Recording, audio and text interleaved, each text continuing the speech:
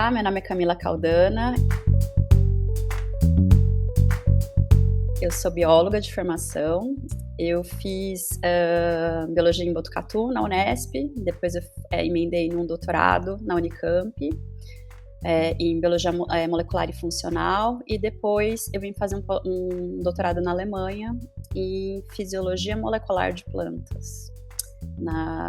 Em associação com a Universidade de Potsdam, que é perto de Berlim, e o Instituto de Pesquisa, que é o Instituto Max Planck.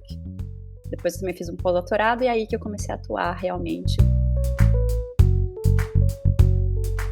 É uma área um pouco mista de minha atuação. Eu trabalho com meu foco de pesquisa são as plantas, e eu trabalho um pouco na área de biotecnologia, genética e metabolismo de plantas. Então é isso que eu venho atuando no momento. Essa é uma pergunta muito engraçada do meu ponto de vista, porque eu acho que quando eu converso com muitos colegas de profissão, eles sempre foram fascinados por ciência, sempre ficaram, não sei, olhando as formiguinhas no jardim ou fazendo aquelas experiência de química, né? Eu, na verdade, eu detestava a ciência na escola. Eu nunca imaginei que fosse virar cientista, porque para mim cientista era o Einstein louco, uma pessoa muito estudiosa, e eu não me via nesse perfil. E justamente, na verdade, no último ano, antes de prestar vestibular, eu tirei uma nota muito baixa de genética em biologia. E eu acho que foi a nota mais baixa que eu tirei na escola, que foi um 1. E eu tinha que recuperar o tempo perdido, porque senão eu perigava nem conseguir prestar vestibular. Então eu me dediquei a estudar as leis de Mendel, né, que era a genética clássica na época, e eu fiquei fascinada de como a informação, assim, dentro da gente, né, tem esse código genético, toda essa informação, e foi aí que eu resolvi fazer biologia. Eu lembro até que o meu professor de biologia era uma pessoa muito engraçada, e ele brincou que ele ia fazer um busto meu, né, porque nunca ninguém tirou uma nota tão alta de genética, porque daí eu acabei tirando 10 e eu gostei, e aí foi que eu comecei a me interessar por biologia. Então foi assim, por aí. Só que na época não tinha muita coisa de genética, né? Estou falando de mais de 20 anos atrás. A biologia era ainda muito, principalmente no Brasil, o curso era muito voltado para conservação ou para aulas, né, para o colégio. Mas mesmo assim eu resolvi embarcar e por sorte a tecnologia evoluiu também, então eu consegui trabalhar no que o que me fascinou na área de biologia. Bom, a minha trajetória também não foi uma trajetória de linha reta. Eu não sabia eu sabia que eu gostava, mas como eu não tinha experiência, não conhecia, né?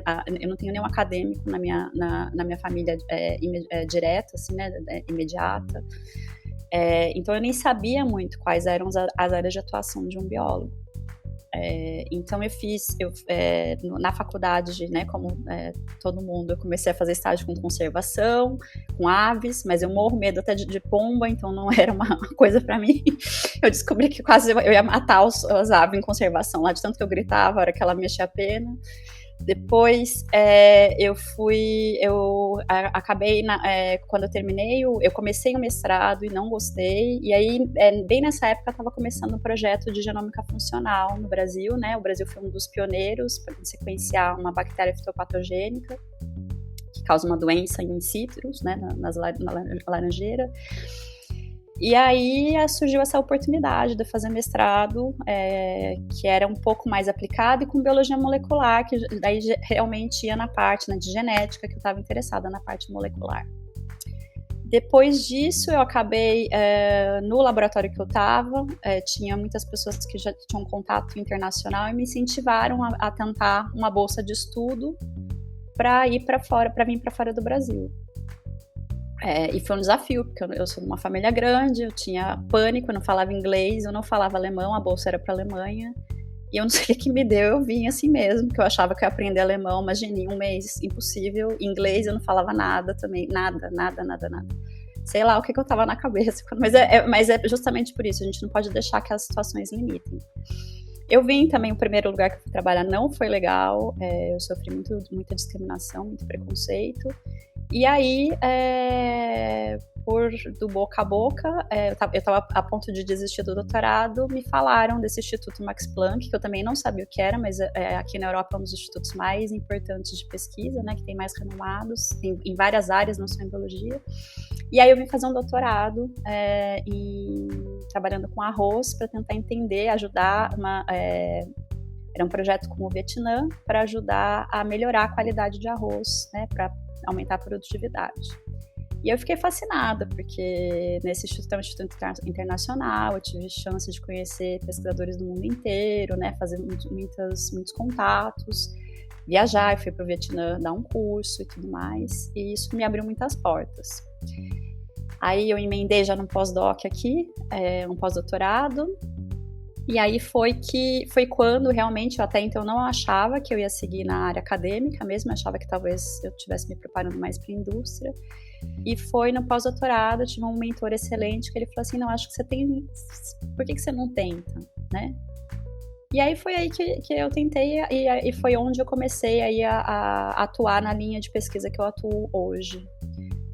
Depois de acho que 2 anos e meio, eu me ofereci uma posição no Brasil, no CNPEM, né, que é em Campinas, onde tem o Synchrotron, mas na época era o laboratório do bioetanol, para atuar na parte de metabolismo e de plantas, né, de melhorar a produtividade de plantas. Então eu fui para lá, fiquei um tempo, mas aí depois me ofereceram de volta uma posição de pesquisadora aqui no mesmo instituto, e aí eu voltei, eu tô 3 anos e meio aqui na Alemanha trabalhando nisso. Então foram vários vai e voltas. E não foi também um caminho muito reto, né?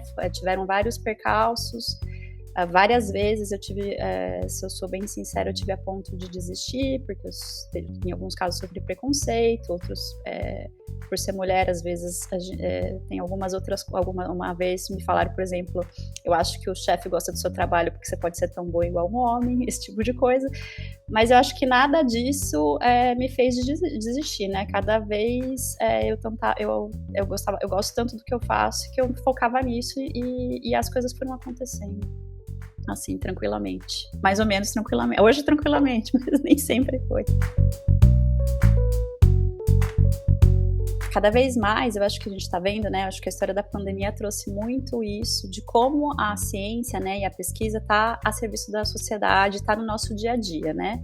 Eu acho assim, se não fosse pelo trabalho de muitos cientistas agora, a gente não estaria sendo vacinado, né? A gente não teria, porque na verdade, se a gente pensar, foi um vírus pequeno, né? Que é invisível praticamente aos nossos olhos, que parou a vida de toda a sociedade, né? Afetou todo mundo, não importa se a pessoa tem dinheiro, se não tem, se vem num país desenvolvido, se não tá, não importou nada disso.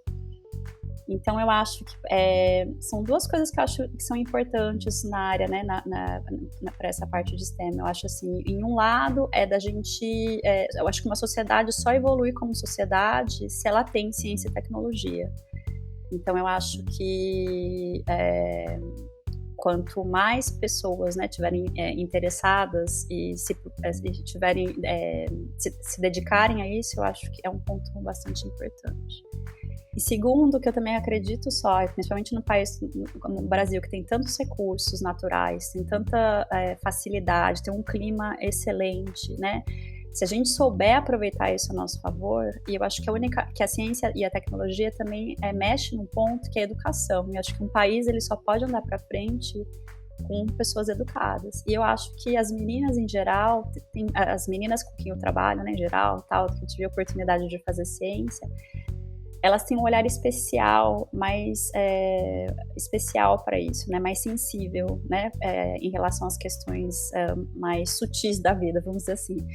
Então, por isso que eu acho que é importante, né? Não discriminando os meninos ou nenhum gênero, né? Isso que eu quero dizer, mas eu acho que é importante ter mais mulheres, né? Ainda a ciência é um mundo ainda muito masculino. E eu acho que tem uma outra visão, né? A diversidade de visões, eu acho que só tem a enriquecer. Por isso que eu acho que é importante que mais meninas acompanhem a gente nessa jornada. Bom, o que eu faço, na verdade, eu trabalho com o meu foco de estudo são as plantas, né? Plantas, eu acho que elas têm uma coisa muito interessante, como pesquisadora eu acho isso, que ela, em contrário da gente, por exemplo, aqui eu tô em Berlim, tá calor, né? Eu tô com a janela aberta, que é um milagre, porque aqui tá sempre frio, e aí no Brasil é inverno, então a gente pode pôr uma blusa, pode se alojar, elas não podem, elas têm que sambar conforme a música, vamos dizer, tá vento, elas têm que, vem um patógeno, um bichinho que vai comer a folha delas, elas têm que sobreviver. E elas dependem muito desses recursos do ambiente para sobreviver, então ela é muito dependente das condições climáticas para conseguir essa informação.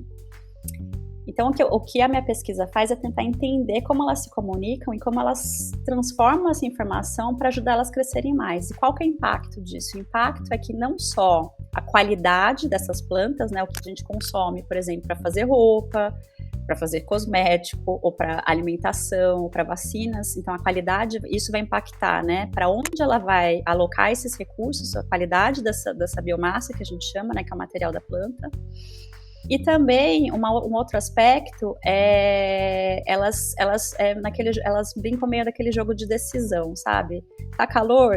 Tá, eu vou florescer? Sim, não. Então, e elas têm sempre a possibilidade de decidir se elas vão ou não para o próximo estágio, né, de desenvolvimento. E isso tem um impacto enorme na produtividade delas, né? Então, assim, se, por exemplo, os grãos de arroz, por exemplo, se as condições climáticas não ajudam, vai prejudicar a qualidade desse grão, né, a qualidade, o teor nutritivo e tudo mais. Então, a minha pesquisa tenta entender um pouco como elas captam essa informação, traduzem isso num networking super, algoritmo de network super especializado e como resulta depois no produto que a gente vai usar como sociedade, né? É mais ou menos isso que eu faço.